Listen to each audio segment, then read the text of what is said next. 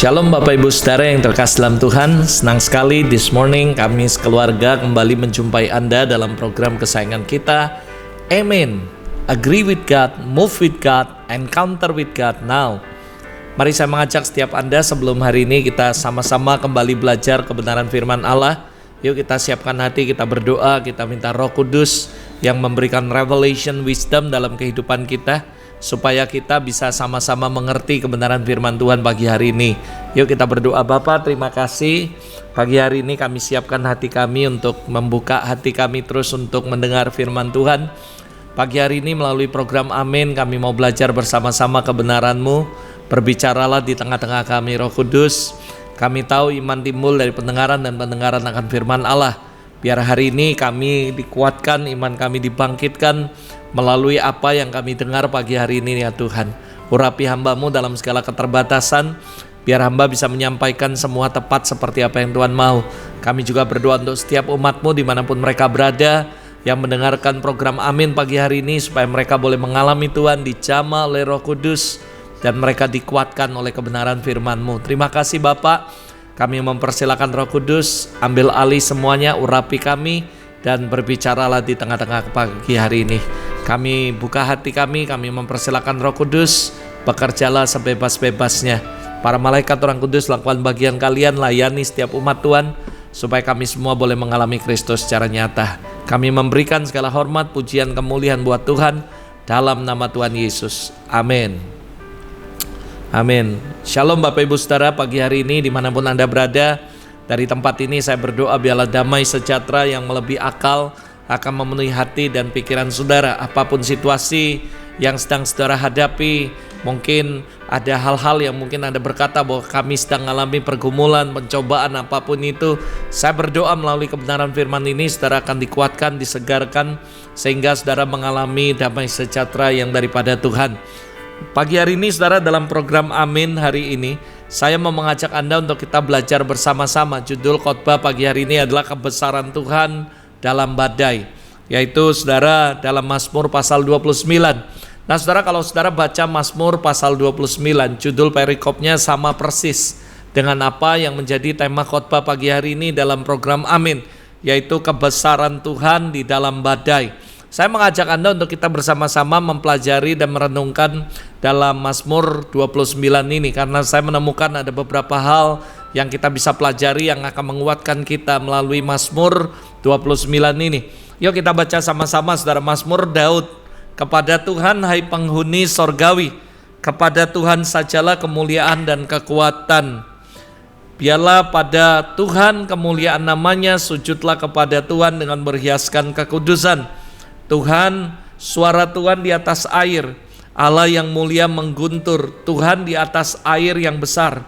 Suara Tuhan penuh kekuatan, suara Tuhan penuh semarak, suara Tuhan mematahkan pohon aras, bahkan Tuhan menumbangkan pohon aras Libanon. Ia membuat gunung Libanon melompat-lompat seperti anak lembu, dan gunung Sirion seperti anak banteng. Suara Tuhan menyemburkan nyala api, suara Tuhan membuat padang gurun gemetar, suara Tuhan membuat padang gurun Kades gemetar. Suara Tuhan membuat beranak rusa betina yang mengandung, bahkan hutan digundulinya, dan di dalam baitnya setiap orang berseru hormat. Tuhan bersemayam di atas air bah, Tuhan bersemayam sebagai raja untuk selama-lamanya. Tuhan kiranya memberikan kekuatan kepada umatnya, Tuhan kiranya memberkati umatnya dengan sejahtera. Sekali lagi saudara, kalau Anda baca perikop ini Mazmur 29, sangat cocok sekali dengan judul khotbah Amin pagi hari ini, yaitu kebesaran Allah dalam badai. Seolah-olah Tuhan ingin memberitahu bahwa Dialah Allah yang besar, bahkan bukan cuma hanya besar di dalam awan kemuliaan, namun justru hari ini kita belajar sesuatu yang bahkan seolah bertentangan, yaitu kebesaran Tuhan nyata dan terlihat dalam sebuah badai kehidupan kita. Jadi saya yakin sekali bahwa Tuhan sedang menunjukkan bahwa di tengah-tengah badai pun Tuhan berbicara dalam kehidupan kita. Ada Tuhan yang nyata dalam badai yang sedang Anda dan saya hadapi hari-hari ini. Saya tahu masa 2 tahun ini masa pasca pandemik juga, dan pandemik bahkan ini kita sedang lagi proses menuju pemulihan. tapi beberapa yang kita dengar sudah mulai ada lagi dan sebagainya. Saya percaya di tengah badai apapun Tuhan sedang menyatakan suaranya, Tuhan sedang menyatakan kebesarannya di tengah-tengah kita. Oleh karena itu yuk saya mengajak Anda kita belajar sama-sama pagi hari ini. Mazmur pasal 29 ini ada beberapa hal yang penting yang menurut saya kita bisa pelajari bersama-sama. Nah, ketika saya mempelajari merenungkan Mazmur 29 ini, saya menemukan ada 4 hal penting. Yang pertama, kalau Anda baca simak baik-baik dalam Mazmur 29 ini. Yang pertama adalah di ayat yang pertama kedua, itu ada sebuah panggilan untuk beribadah kepada Tuhan. Mazmur 29 ayat 1 dan 2, Mazmur Daud kepada Tuhan, hai penghuni sorgawi, kepada Tuhan sajalah kemuliaan dan kekuatan. Berilah kepada Tuhan kemuliaan namanya, sujudlah kepada Tuhan dengan berhiaskan kekudusan. Nah, saudara, kita semua mengerti bahwa beribadah adalah hal yang penting, bahkan sangat penting di dalam kehidupan kita. Bahkan yang sebenarnya adalah pekerjaan kita, kehidupan kita, semuanya adalah penyembahan kita kepada Allah. Dan penyembahan itu adalah satu dari esensi yang penting dalam sebuah ibadah. Ada dikatakan di ayat 2, sujud kepada Allah. Nah, kalau saudara pelajari kata sujud menurut Kamus Besar Bahasa Indonesia, berarti pernyataan hormat dengan berlutut serta menundukkan kepala sampai ke tanah. Nah, kata sujud merujuk kepada pengertian mengenai menyembah, merendahkan diri, atau juga beribadah. Pertanyaannya Anda pasti tahu, why ibadah penting? Karena ibadah berguna bagi kita, baik hari ini maupun masa yang akan datang. Seolah-olah Tuhan sedang berbicara bahwa kebesaran Allah di dalam badai, dan sekalipun kita ada dalam tengah badai, Tuhan sedang mengingatkan kita, jangan lupa beribadah. Ada sebuah panggilan untuk kita tetap beribadah kepada Allah. Gak peduli situasi apapun, badai apapun, mungkin wabah, virus, atau apapun. Bahkan mungkin bencana alam, mungkin gempa, dan apapun itu saudara, di tengah badai, Allah sedang memberikan sebuah message, sebuah pesan kepada gerejanya. Ada sebuah panggilan untuk kita beribadah kepada Allah. Sekali lagi, kenapa? Karena ibadah itu penting. Justru harusnya ketika kita menghadapi semua badai dalam kehidupan kita, apapun itu, jangan pernah lupa beribadah kepada Allah. Hari ini melalui pelajaran Mazmur pasal 29, kita menemukan dan mempelajari hal yang penting. Yang pertama, dalam situasi di tengah badai, ada sebuah panggilan untuk kita beribadah. God remind us, jangan lupa beribadah kepada Allah. Kita tahu 1 Timotius 4 ayat 8 jelas sekali berkata, latihan badani terbatas gunanya, tetapi ibadah berguna dalam segala hal, termasuk ketika kita ada dalam badai, termasuk ketika kita ada dalam sebuah proses yang sedang Anda dan saya hadapi dalam kehidupan Anda. Ibadah itu berguna untuk semuanya karena mengandung janji di dalamnya, baik untuk hidup Anda sekarang now maupun your future, untuk yang akan datang atau masa depan Anda, saudara. Nah, ketika kita mengerti betapa pentingnya ibadah dan segala esensinya, maka dalam setiap kondisi apapun dalam kehidupan kita, kita pasti akan sangat memprioritaskan yang namanya ibadah. Sesulit apapun, seberat apapun kondisinya, percayalah saudara, ibadah itu penting. Jangan pernah melupakan ibadah. Justru I just remind you, hari-hari ini ketika COVID, ketika badai, ketika banyak sekali gempa ataupun semua bencana yang sedang dihadapi, saudara, justru Anda harus ingat, di tengah-tengah itu Tuhan sedang berbicara, remind kita bahwa jangan lupa beribadah, dan beribadahlah sungguh-sungguh. Bahkan saya mau katakan, selama masih ada kesempatan untuk kita beribadah, beribadahlah kepada Tuhan sungguh-sungguh. Apalagi di tengah-tengah badai yang sedang kita hadapi, apalagi di tengah-tengah bencana, di tengah-tengah wabah yang Anda dan saya mungkin sedang hadapi dan kita akan hadapi ke depan. Dan saya cuma mau mengingatkan saudara, ini adalah panggilan untuk beribadah. Tuhan mengingatkan Anda melalui bencana, melalui badai, ada kebesaran Allah di dalamnya. Akan ada suara Tuhan, ada peringatan Tuhan, ada pesan Tuhan di balik semua badai. Yaitu yang pertama, panggilan untuk beribadah. Jadi musim apapun, sebaik apapun, seburuk apapun musim dalam kehidupan kita yang kita lalui, sekali lagi I just remind you, jangan lupa beribadah. Karena saya percaya ketika kita beribadah, kita memprioritaskan Tuhan dalam setiap aspek kehidupan kita, sekalipun ada di tengah badai. Saya percaya Dialah yang akan meluputkan kita dari setiap badai. Yang percaya katakan amin. Mazmur 91 ayat 14-16 jelas sekali mengingatkan kita, sungguh hatinya yang melekat kepadaku, maka aku akan meluputkannya, membentenginya, sebab ia mengenal namaku. Bila ia berseru kepadaku, aku akan menjawab. Aku akan menyertai dia dalam kesesakan. Aku akan meluputkannya dan memuliakannya. Dengan panjang umurku kenyangkan dia, dan akan kuperlihatkan keselamatan daripadaku. Di Mazmur 91 ayat 14-16 ada 5 yang saya garisi, ada 6. Saudara, yang pertama, dia akan meluputkan kita, dia akan membentengi kita, dia akan menyertai kita dalam kesesakan. Ketika ada badai, dia ada bersama kita di dalam badai. Dan dikatakan aku akan meluputkannya dan memberikan keselamatan, saudara. Jadi percayalah, ketika Anda mengerti esensi ibadah, sekalipun di tengah kondisi badai yang sedang Anda hadapi, ingat ada sebuah panggilan yang Tuhan ingatkan. Jangan lupa beribadah kepada Allah, sujudlah kepada Allah, ingat Tuhan. Intinya adalah ketika kita sedang menghadapi badai, apapun itu dalam kehidupan kita, ingat Tuhan, remember God, dan beribadah kepada Allah. Dan beribadahlah sungguh-sungguh, karena ketika Anda melekat sama Tuhan, Anda memprioritaskan Tuhan di atas segala-galanya, Tuhan akan meluputkan Anda. Dia akan membentengi kita, menyertai kita dalam kesesakan, meluputkan kita, dan akan menyelamatkan kita. Ini pesan yang pertama. Ketika saya mempelajari Mazmur 29, saya menemukan ada sebuah panggilan untuk kita beribadah kepada Allah. Remember, ibadah penting, karena ibadah berguna buat Anda hari ini maupun untuk yang akan datang.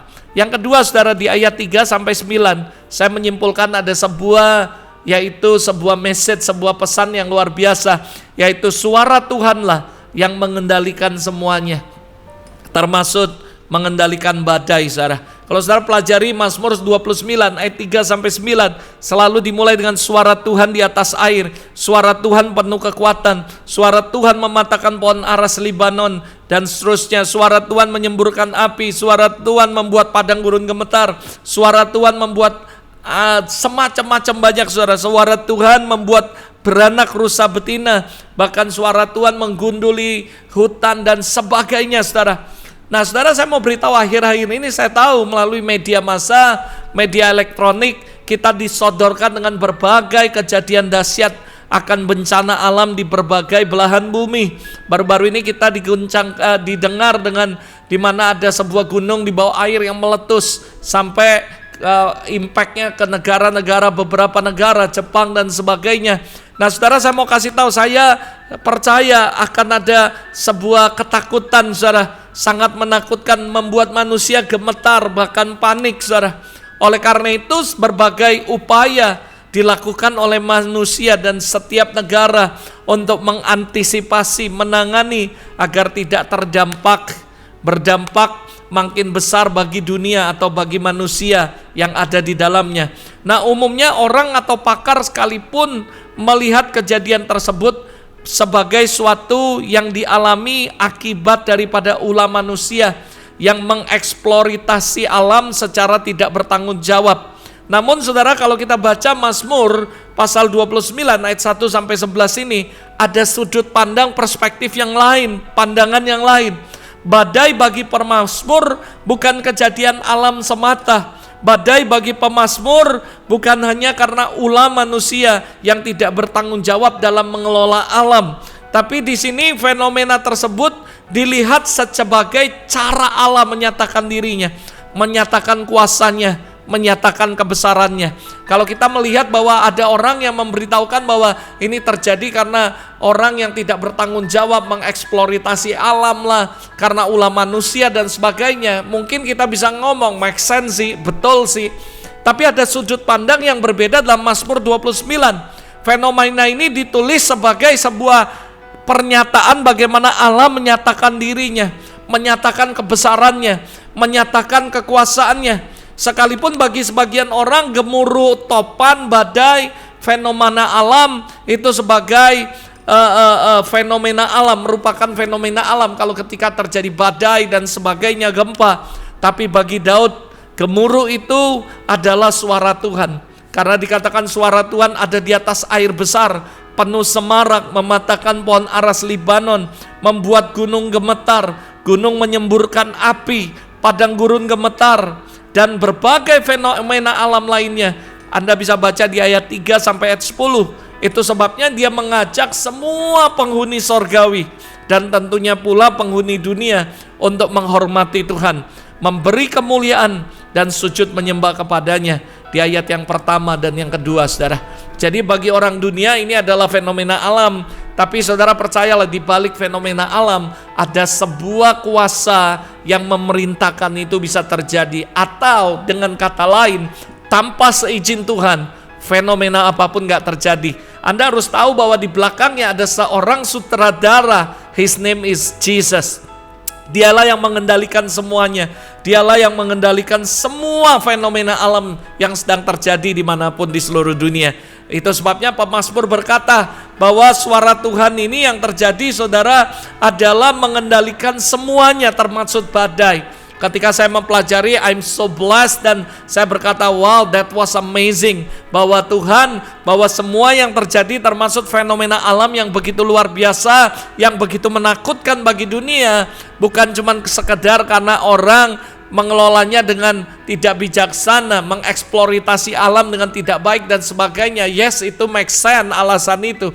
Tapi ternyata di balik semuanya, karena ada suara Tuhanlah yang mengendalikan. Kalau tidak Tuhan yang mengizinkan, maka itu semua tidak akan pernah terjadi, saudara. Dari dulu mungkin Anda lihat jarang ya ada gunung meletus, ada sekali-sekali, lama sekali. Tapi sekarang kok begitu banyak ini gempa dan sebagainya. Saya percaya di balik semua itu bukan karena fenomena alam saja, tapi saya agree dengan pemazmur karena ada suara Tuhan yang mengendalikan. Artinya ada sebuah perintah, yaitu perintah daripada Allah, diizinkan semuanya, makanya semuanya terjadi, saudara. Matius 4 ayat 39, ia bangun menghardik angin itu dan berkata kepada danau, diam, tenanglah. Lalu angin itu reda dan danau menjadi teduh sekali. Matius 4:39, Anda semua tahu bagaimana kisah Yesus ada di kapal bersama-sama dengan muridnya. Lalu ketika terjadi begitu kencang angin, ribut dan sebagainya, ia bangun menghardik angin itu dan dia berkata diam, maka danau diam, saudara. Artinya sekali lagi, saudara, sekalipun terjadi fenomena alam seperti gunung meletuslah, angin ribut kencang, ketika Tuhan memberikan perintah, maka semuanya akan tenang kembali, saudara. Karena saya percaya di atas segala-galanya Tuhan berkuasa atas semuanya, karena Tuhanlah yang mengendalikan alam. Dialah yang mengendalikan semuanya. Itu sebabnya, saudara, saya percaya pelajaran yang kedua yang kita pelajari adalah suara Tuhanlah yang mengendalikan semuanya, termasuk mengendalikan badai. Yang percaya katakan amin. Itu sebabnya, why you are so worried? Ketika terjadi gempa, terjadi ini, terjadi itu dan sebagainya, bahkan termasuk segala badai kehidupan dalam kehidupan Anda, percaya ada satu kuasa yang megang kendali, yaitu kuasa Tuhan. Allah itu besar dalam segala badai, saudara. Kuasa Tuhan, kebesaran Tuhan dalam badai.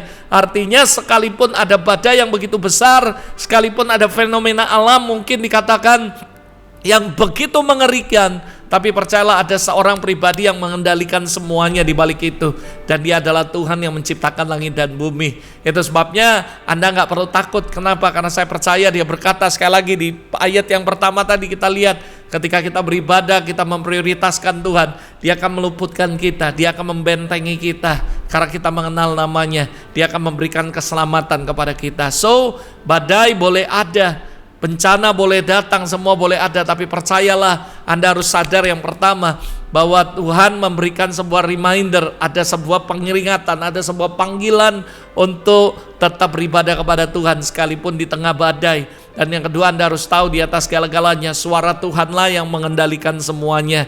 Di atas segala badai apapun, Dia yang mengendalikan semuanya. Nah, saudara, namun saudara, ada dua hal yang perlu Anda ingat kalau bicara mengenai badai, saudara. Yang pertama, badai akan selalu ada dan harus kita hadapi, saudara. Tuhan gak pernah menjanjikan bahwa jalan ikut Tuhan selalu mulus tenang. Namun dia berjanji satu, dia akan menyertai kita sampai akhir zaman. Matius 28:20 dia berkata, pergilah jadikan semua bangsa muridku. Waktu kita melayani, waktu kita pergi memberitakan Injil, waktu kita melakukan pekerjaan Tuhan, melayani, kita menjalani kehidupan kita, tidak berkata bahwa tidak akan ada badai. Akan ada badai, kita harus hadapi, tapi dia berjanji akan menyertai kita selama-lamanya. Lalu Anda harus tahu bahwa badai pasti berlalu, karena tidak ada badai yang terus-menerus terjadi tanpa henti. Jadi terus bertahan dan raih kemenangan, never give up. Dan Anda percaya bahwa di atas segala-galanya, sekalipun kita mengalami badai pencobaan dalam kehidupan kita, baik badai yang nyata maupun badai sebagai sebuah ilustrasi kehidupan kita mengalami proses pencobaan badai, percayalah badai pasti berlalu dan Tuhan ada bersama-sama kita. Suara Tuhan di tengah badai, artinya saudara, ketika kita mengalami itu, Tuhan sedang berbicara dalam kehidupan kita. Dia sedang mengingati Anda untuk jangan lupa beribadah kepada Allah. Dan dia juga mengingatkan Anda bahwa dia yang pegang kendali. God is in control. Saudara percaya itu. Yang ketiga, saudara, ketika saya mempelajari Mazmur 29 ini, saya menemukan yang ketiga adalah badai adalah sebuah sarana, sebuah media. Untuk apa? Untuk Allah menyatakan dirinya, kebesarannya, dan kuasanya, saudara. Belajar dari tokoh-tokoh Alkitab, bagaimana Musa mengalami di mana Tuhan menyatakan kedatangannya. Dengan guru gemun mengguntur, kilat sambung menyambung, bahkan gunung berasap. Anda bisa baca dalam Keluaran pasal 20 ayat 18. Kedatangannya tidak disertai dengan tanda-tanda yang indah saja, tapi somehow sangat mengerikan. Elia juga mengalami ketika Tuhan melaluinya, disertai dengan angin yang besar dan kuat. Ada gempa, bahkan akhirnya ada api yang datang. 1 Raja-Raja 19 ayat 11 dan 12. Dan Anda bisa menemukan mungkin ada begitu banyak lagi tokoh cerita bagaimana ketika mereka ketemu Tuhan, mengalami Tuhan, mereka mengalami hal-hal yang mengerikan di tengah badai, api dan semuanya. Anda lihat ketika Tuhan menyatakan diri kepada bangsa Israel, sampai bangsa Israel takut untuk mendekat. Dan dia berkata, Musa, kamu aja yang datang, nanti kami mati. Somehow, saudara, saya yakin bahwa ketika terjadi gemuruh, badai, kilat, semua gempa, kadang-kadang itu adalah sebuah sarana di mana Tuhan sedang menyatakan dirinya, kuasanya, dan kebesarannya. So, jadi apa yang terjadi, saudara, ketika ini sedang terjadi dalam kehidupan kita, gempa lah, inilah semua, kita terima positif, tangkap sebagai perspektifnya Tuhan yang positif. Bahwa dia sedang berbicara kepada kita, dia sedang memakai media ini untuk berbicara kepada setiap manusia. Dia sedang pakai media ini untuk menyatakan kebesarannya, untuk menyatakan kuasanya. Contoh yang konkret, saudara, ini saya joke dengan beberapa teman-teman. Saudara, terkadang kita para pendeta khotbah 1 jam, 1 jam setengah lah, 2 jam ibadah dan seterusnya. Dan ada begitu banyak orang ketika mendengar dan itu membawa ketenangan, kekuatan, damai sejahtera, saking damainya mereka ketiduran dengar khotbah kita, saudara. Dan kita bisa berkhotbah dengan berapi-api, dengan begitu semangat, tapi hanya bisa membuat orang tenang dan akhirnya ketiduran sambil mendengarkan khotbah. Sementara Tuhan tuh cukup pakai 2 menit, 1 menit aja dia goncangkan gunung. Tiba-tiba gunungnya batuk, saudara. Lalu semua orang di muka bumi, bahkan orang yang gak kenal Tuhan sekalipun, langsung mereka kocar-kacir, berteriak ketakutan, memanggil nama Tuhan, minta tolong. Tuhan tolong, Tuhan tolong. Nah, sementara kita 2 jam khotbah, gak membawa orang, kadang-kadang minta tolong dan berseru sama Tuhan. This is just joke, tapi menyatakan bahwa kebesaran Tuhan yang dahsyat, saudara. Seringkali, saudara, saya ngomong, kita berusaha khotbah 2 jam, tidak membuat orang langsung berseru sama Tuhan. Tapi ketika Tuhan menyatakan kuasanya, kebesarannya, cukup dibuat gempa sedikit aja, semua orang berseru-seru sama Tuhan, saudara. Jadi sekali lagi, saya katakan bahwa kebesaran Tuhan di dalam badai ini luar biasa sekali. Mazmur 29 mengajarkan saya hal-hal yang dahsyat, yaitu, saudara, bahwa Tuhan mengingatkan kita ada sebuah panggilan untuk beribadah di tengah badai. Jangan lupakan Tuhan. Justru kita harus beribadah sungguh-sungguh dengan Tuhan. Karena kalau kita dekat dengan Tuhan, dia akan luputkan, dia akan bentengi kita, dia akan sertai kita. Yang kedua, kita harus tahu ketika di tengah badai, Tuhan sebenarnya sedang menyatakan bahwa di atas segalanya suara Tuhanlah yang mengendalikan. Orang lain bisa bilang ini fenomena alam, tapi kalau gak seizin Tuhan gak akan jadi. Jadi ujung-ujungnya God is in control. Lalu yang ketiga, kita harus sadar bahwa badai sarana, sebuah sarana, media bagi Allah untuk menyatakan dirinya, kebesarannya, dan kuasanya, saudara. Jadi saya yakin sekali seperti the story of Job, bagaimana Ayub mengalami badai yang datang dalam kehidupannya. bukan sekali, namun bertubi-tubi datang dalam sekejap, saudara. Tiba-tiba anaknya mati semua, hartanya habis semua, bahkan kena borok dan sebagainya. Dalam satu seketika detik, saudara, dia mengalami begitu banyak badai bertubi-tubi. Anda tahu bahwa Ayub bisa saja marah, kecewa, dan meninggalkan Tuhan. Tapi di Alkitab responnya berkata dia menjaga lidah perkataannya supaya nggak salah ngomong. Dan dia takut akan Tuhan. Namun separah apa badai yang dialami, hasilnya saudara, separah apapun hasilnya. Ayub pasal 42 ayat 5. Dahulu dari kata orang aku mendengar kau, but now sekarang mataku tertuju kepadamu. Ternyata melalui badai itu merupakan sarana untuk Allah menyatakan kuasanya, kebesarannya dalam kehidupan Ayub. Dan akhirnya Ayub bisa mengenal Tuhan dengan perspektif yang benar, saudara. Dan saya berdoa supaya melalui badai kehidupan yang Anda dan saya hadapi, kita bisa mengenal Tuhan. Karena badai dalam hidup kita maupun badai yang terjadi di alam ini, saudara, merupakan sebuah sarana untuk Allah menyatakan kebesarannya, kuasanya di tengah-tengah setiap kita. Supaya kita sadar bahwa Allah berkuasa. Kita sadar dan kita berkata, benar sih ada kebesaran Tuhan di dalam badai. Dan kita yakin bahwa ujung-ujungnya mari kita penghuni manusia, penghuni di bumi, penghuni di sorga, semuanya memberikan hormat sujud kepada Dia dengan berhiaskan kekudusan, menghormati Dia karena kebesarannya yang dahsyat di dalam setiap badai, saudara.